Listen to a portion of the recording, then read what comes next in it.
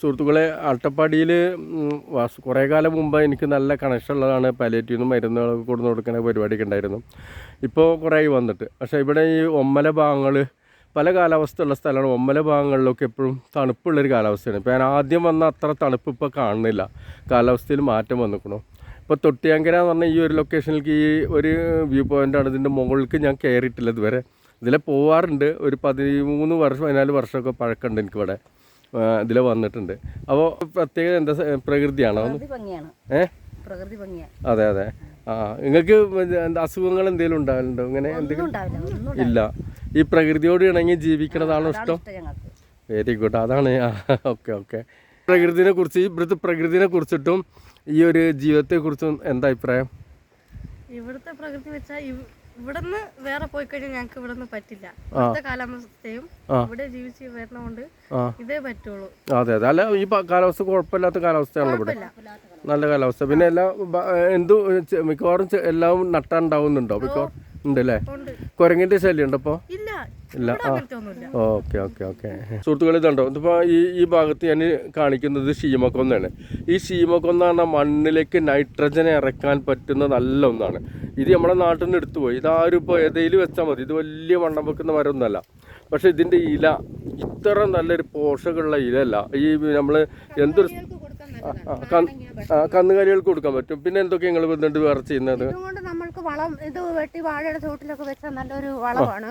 രാസവളം ഇടുന്നതിലും നല്ലൊരു വളത്തിന്റെ ഒരു അതെ, നല്ല വളമാണ് കേട്ടോ. സൂപ്പർ വളമാണ്. നമ്മൾ ഇത് എടുത്തു പോയിട്ട് നമ്മളിത് എടുത്തു പോയിട്ട് ഇപ്പൊ നമ്മൾ ഈ പിന്നെ രാസവളത്തുമായതോടുകൂടെ നമുക്ക് അസുഖം വന്നു. ഞങ്ങളൊരു പഠന റിപ്പോർട്ട് അത് നിങ്ങളുടെ അഭിപ്രായത്തിൽ എങ്ങനെയാണ്? അതന്നെ, ഈ രാസവളവും ഈ വേണ്ടിയില്ലാത്ത മരുന്നുകളെല്ലാം കുത്തിവെച്ചിട്ടാണ് മൃഗങ്ങൾക്കാണേലും മനുഷ്യനാണേലും കുട്ടികൾക്കാണേലും ഈ അസുഖങ്ങൾ വരുന്നത്. സുഹൃത്തുക്കളെ, ഇങ്ങനെ ഒരു അസുഖത്തിന്റെ ഒരു ലക്ഷണങ്ങളും ഇല്ലായിരുന്നു, അസുഖങ്ങളും ഇല്ലായിരുന്നു. അതെ അതെ അതെ. സുഹൃത്തുക്കളെ, നമ്മൾ താഴേക്കിടയിലേക്ക് ഇറങ്ങിയിട്ട് അവരുടെ വിവരം പോലും ഇന്നത്തെ ഉദ്യോഗസ്ഥന്മാർക്കില്ല എന്നുള്ളതാണ്.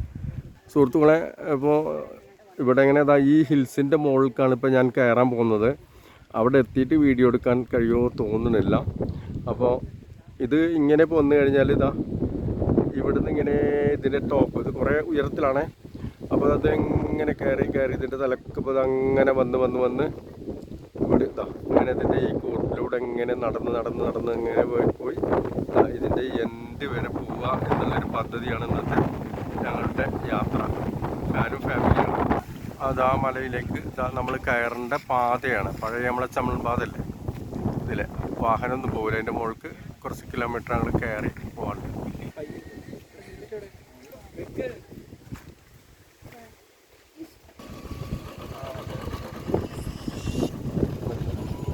ഇവിടെ ഭയങ്കര കാറ്റാണ്. കാറ്റും തണുപ്പും ഉണ്ട്. അപ്പോൾ കയറിയപ്പോൾ നമ്മുടെ നാട്ടിലൊക്കെ ഇപ്പോൾ നല്ല ഈ അട്ടപ്പാടിയിൽ തന്നെ ശരിക്കും എനിക്ക് കുറച്ച് കാലത്തെ പരിചയം ഉണ്ടാവുകൊണ്ട് ഒരുപാട് തരം കാലാവസ്ഥകളുണ്ട്. ഞാൻ ഈ ഭാഗം ശരിക്കും ഒമ്മല ഏരിയയാണ്. പക്ഷേ ഒമ്മല ഏരിയയിൽ നമ്മളൊക്കെ ആദ്യം കുറേ കാലം മുമ്പ് വരുമ്പോൾ ഒരു തേയിലയുടെ കൃഷിയൊക്കെ കാണാൻ പറ്റിയിരുന്നു. തേയിലയുടെ കൃഷി ഇടുമ്പോൾ തന്നെ നമ്മൾ മനസ്സിലാക്കേണ്ടത് തണുപ്പുള്ള ഭാഗത്താണ് തേയില ഇടുക. പക്ഷെ ഇപ്പോൾ അതൊക്കെ ആ കൃഷിയൊന്നും അവിടുന്ന് എടുത്തു പോയിട്ടുണ്ട്. കാരണം കാലാവസ്ഥ വ്യതിയാനം തന്നെ ആവും. വേണ്ട പോലെ കൃഷിയിൽ ലാഭം ഉണ്ടാവില്ല, അല്ലെങ്കിൽ പ്രോസസ്സ് ചെയ്യാനുള്ള പ്രശ്നങ്ങൾ ഉണ്ടായിരിക്കാം, അങ്ങനെ എന്തെങ്കിലും ആവും. പക്ഷെ ഇപ്പോൾ തണുപ്പ് തോന്നുന്നുണ്ട്. ഈ ലൊക്കേഷനിൽ പൊതുവെ കൃഷിക്ക് പിന്നെ വലിയ മൃഗങ്ങളുടെ പ്രശ്നങ്ങളൊന്നും കൂടുതലില്ല. അങ്ങനെയാണ് എനിക്ക് മനസ്സിലാക്കാൻ പറ്റുന്നത്.